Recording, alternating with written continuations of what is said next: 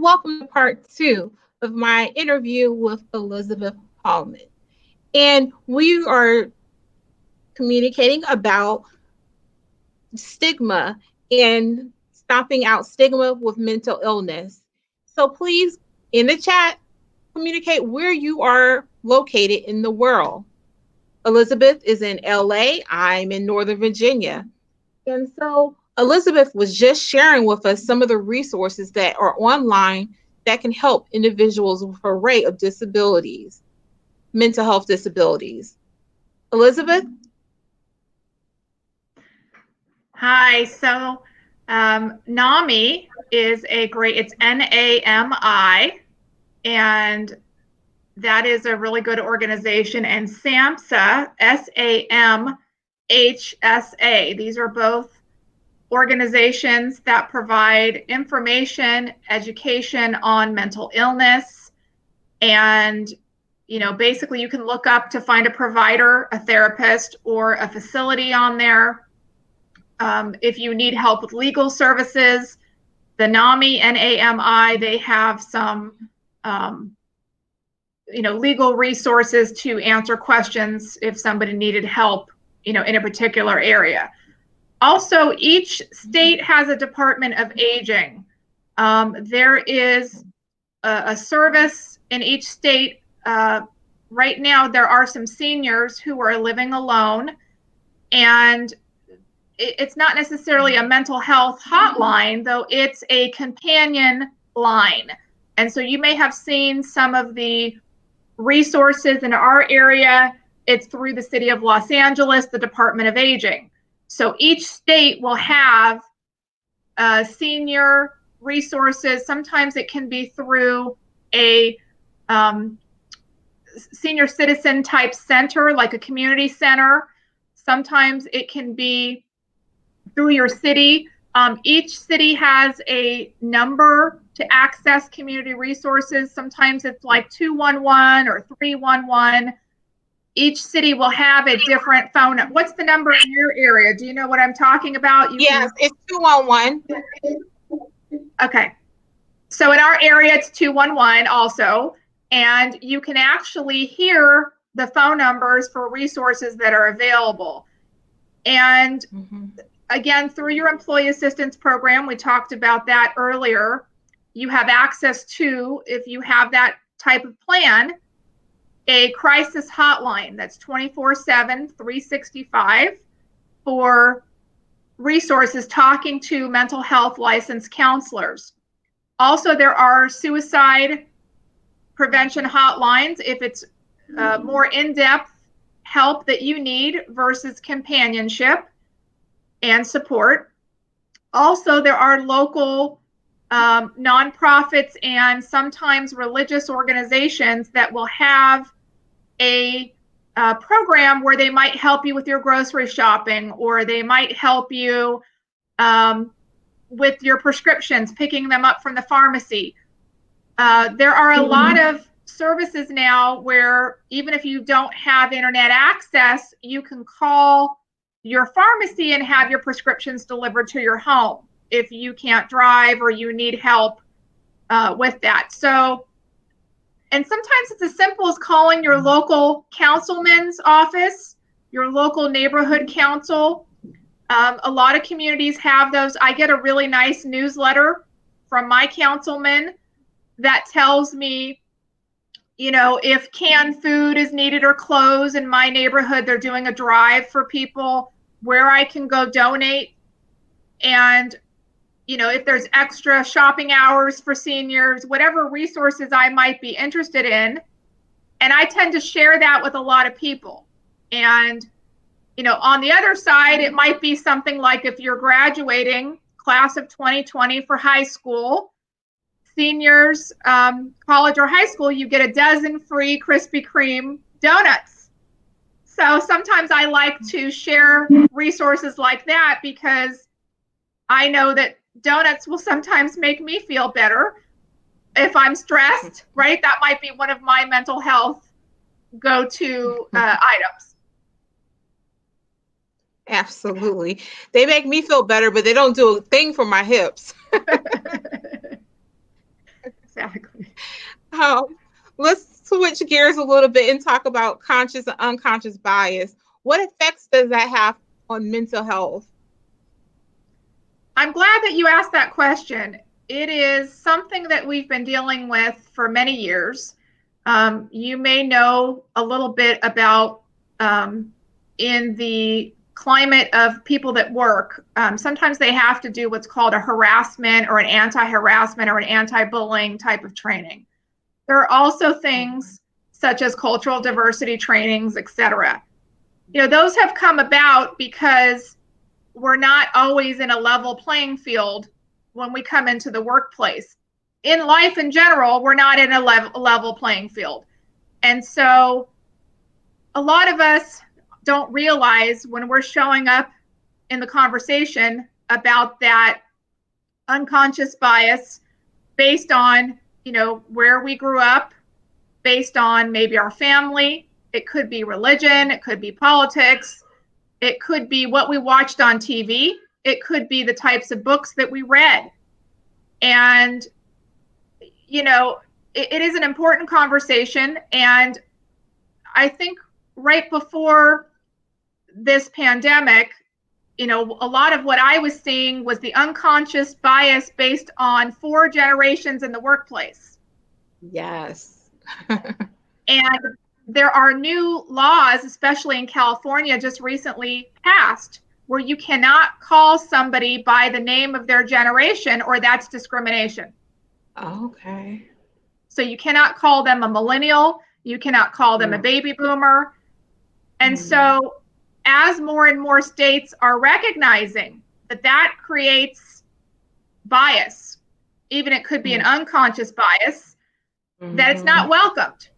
And it adds Right. to stress, and it adds to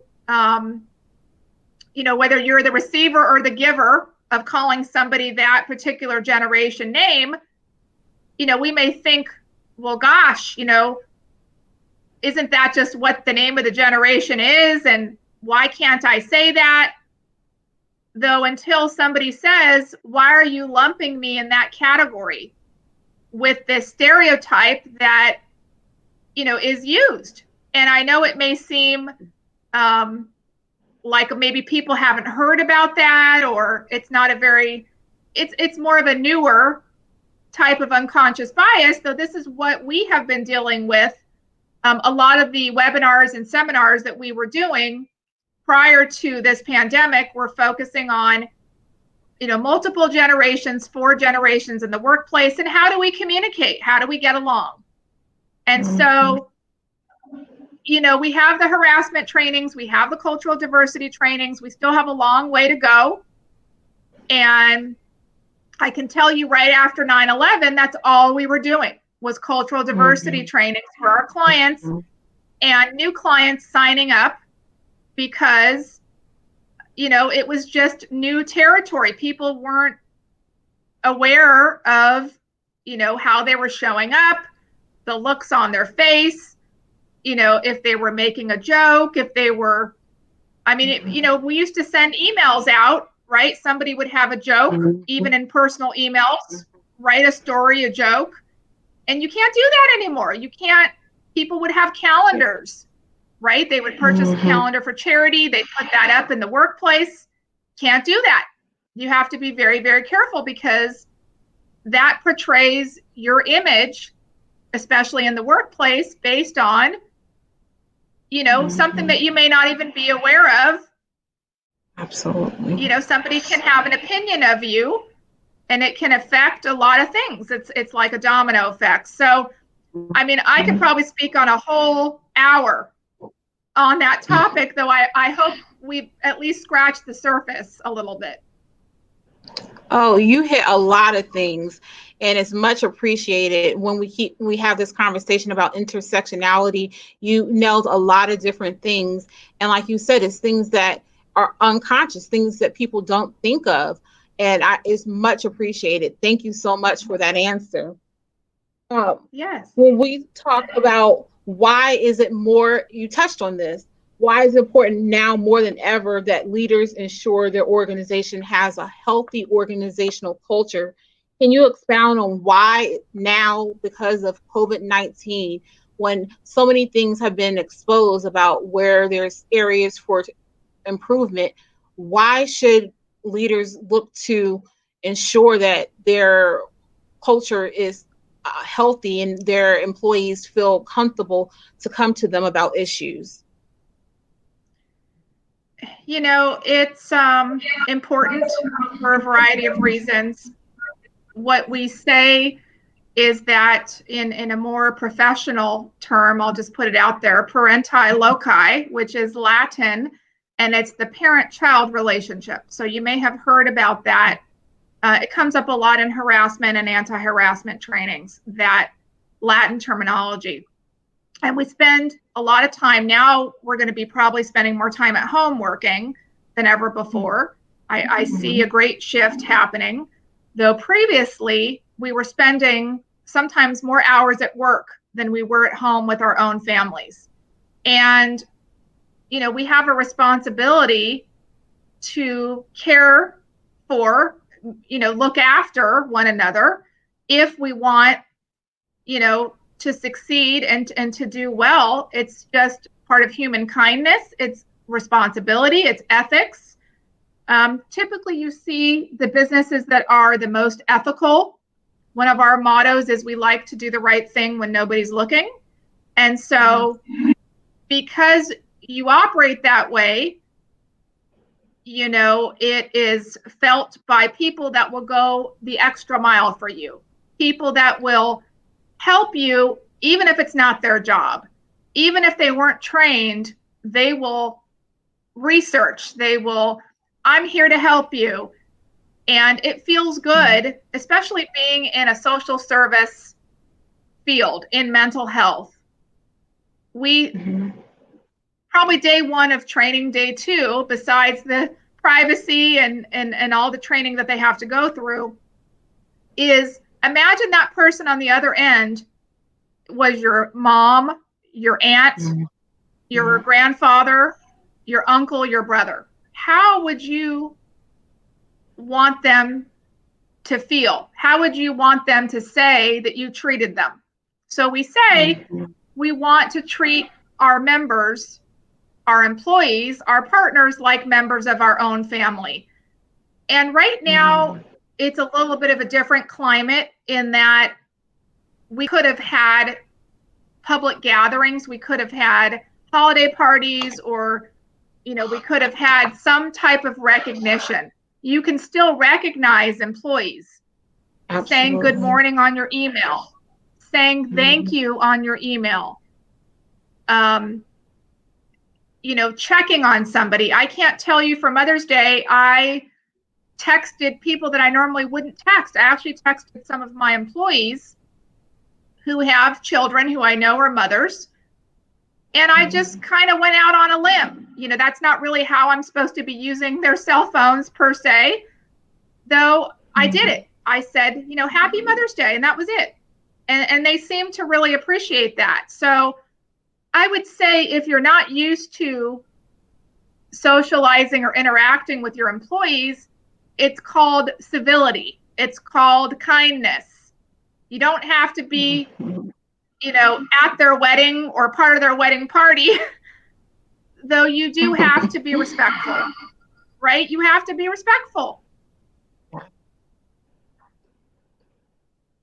Civility. I like that. Engaging more with your employees and letting them know that you're there, and they're not just a number. That is wonderful, Elizabeth. Let's talk about the thing that a lot of people with disabilities feel uncomfortable with when they have to disclose their disability, the dilemma. How do you recommend disclosing disabilities in the workplace? I do work a lot, as an organization with employment attorneys and HR, human resource professionals, and everybody, it's going to be different. Some people are definitely going to want to consult, a legal expert before they disclose something, because it's really Obviously it can have repercussions that are not intended, that are not intentional. And sometimes it's really nobody's business. And really, where it comes up is if you need an accommodation. That is really Right. where it comes up. Mm-hmm. Now, there could be somebody, for example, who's high functioning, who has autism in the workplace. And we've seen a lot of organizations, supermarket and grocery workers, for example, they have these amazing programs that give them grants to hire folks, with challenges and disabilities. And I can tell you that, you know, they're happy, they're productive, they're doing the best job of anybody I've ever seen working in that, supermarket or grocery store, etc. So, in my opinion, that person is doing exactly what they can do, given how the level of functioning that they have. In another situation, let's just say somebody was expecting a child and they weren't showing yet, right? And you're going for a job Mm-hmm. interview. And nowadays you're going for job interviews on Zoom or FaceTime. I mean, in my opinion, that's a personal choice, and so somebody could call a disability somebody else's blessing, right? It's just the legal terminology, right? And, Mm-hmm. it really also depends on the laws in your state. Unfortunately, some states are not very progressive. For example, there are states that have very limited maternity leave for Mm-hmm. families, whether it's paternity or maternity. And there are some states that are very progressive and have a lot of coverage. So, walking into an environment, having a disability, I think I would understand the benefits. I would want to know what's covered, sick days, time off. I might want to know, do they have an employee assistance program? You know, that might be an organization that might support me more if I had a disability.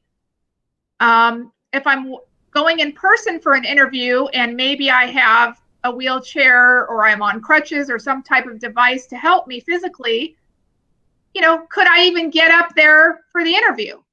How difficult was it? Was it easy? Did they have an elevator? Could I roll my wheelchair up to the desk? So you're going to see a lot of these items that are important for you. Sometimes they're going to know what challenges you have by the way you show up. And other times you're Mm-hmm. just not going to say anything. You don't need to right away. So it's kind of a mixed question that Mm-hmm. people shouldn't take lightly. And I think that people need to do research again with either legal resources, what's covered in their state, sick leave, maternity leave. Now we have benefits through the CARES Act that expands your family medical leave even further, that now includes categories. You can be off of work during the pandemic if you have to care for your child, care for yourself or a loved one who's tested positive. So, I think this is a dialogue that, again, could take a whole hour. And I hope that our listeners, um, will continue to research, and you are your best representative, right? You know Absolutely. what's best for you. Absolutely. Absolutely. Please hit like because that answer was very thorough. And like Elizabeth said, there is no cookie cutter answer to this. You are your best advocate and you must research. That is like the best answer. Excellent answer. Excellent answer. Thank you. Thank you. Before I go to the next question, let me see. Are there any questions? No questions? Any comments? Okay. Keep going. If you have any questions for Elizabeth, please type them in the comment box. Um, why do you feel the lived experience is so important? Why should people tell their own story? Having someone who advocates for you is great. Having therapists talk about it is wonderful. But why should people who actually have a disability speak their authentic truth? It kind of goes back to the question before. It's related in some ways to what you just said about, folks with either mental illness or disabilities or challenges. And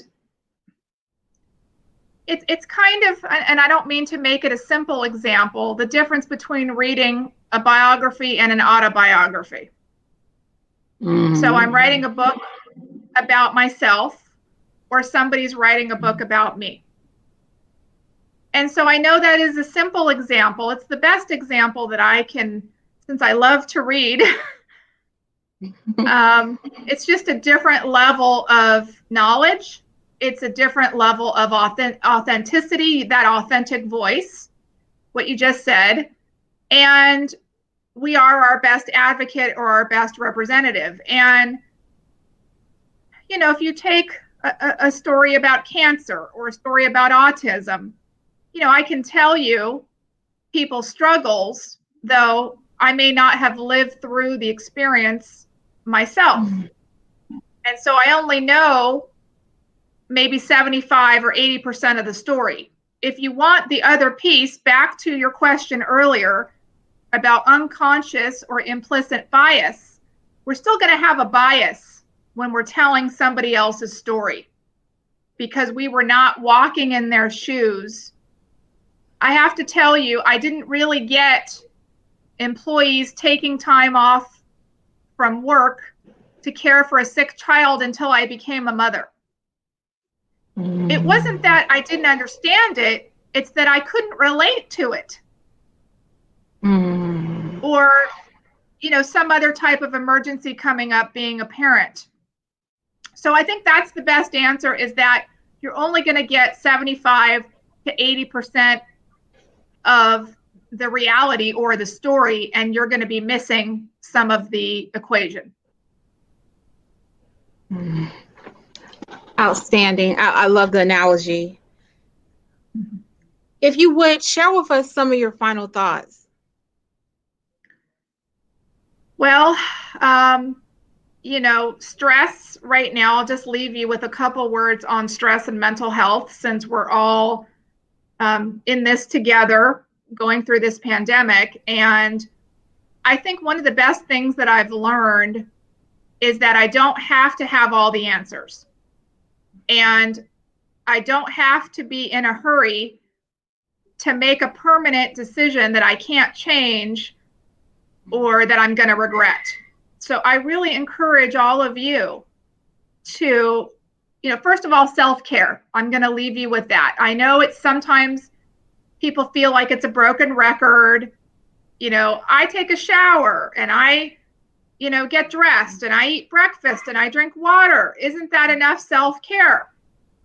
Well, back to one of your earlier comments is that there's going to be imbalance in our life, and we don't know until somebody tells us or gives the feedback, or we've really, it could be as simple as somebody being near you.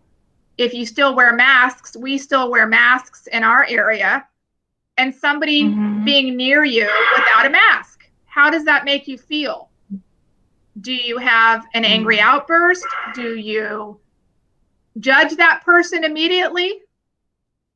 Or, are you carrying around sterile masks and start giving them to people, which could be a little weird also for some people, because there's stories of people putting poison or some type of chemicals in masks and having ulterior motives.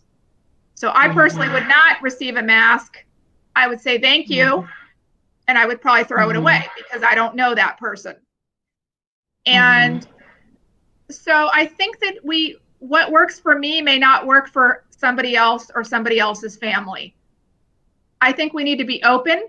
We need to hear that there could be 10 different ways to do something and be accepting. And it's a changing climate. Somebody said something to me earlier on a phone call today, that the only thing that's constant is change. And we are in uncertain times, and it will continue to be uncertain, possibly for 2 years. Mm-hmm. So let's take care of ourselves. You know, if I'm not cleaning and I'm not cooking and I'm, barely getting dressed and I'm surviving, then that's good. That's okay for me. And don't compare yourself to somebody else who is learning a new hobby or who has read 20 books. We're just in different spaces. We're not better or worse. I'd say don't compare yourself to anybody else. Accept where you are, embrace where you are, and be open to new ideas, new perspectives, and, grow in some way, whether it's you applying for a new job, whether, you're making a new friend, you did something kind. I think acts of kindness for me have been very good mental health remedies. To be kind. I did something for Mother's Day.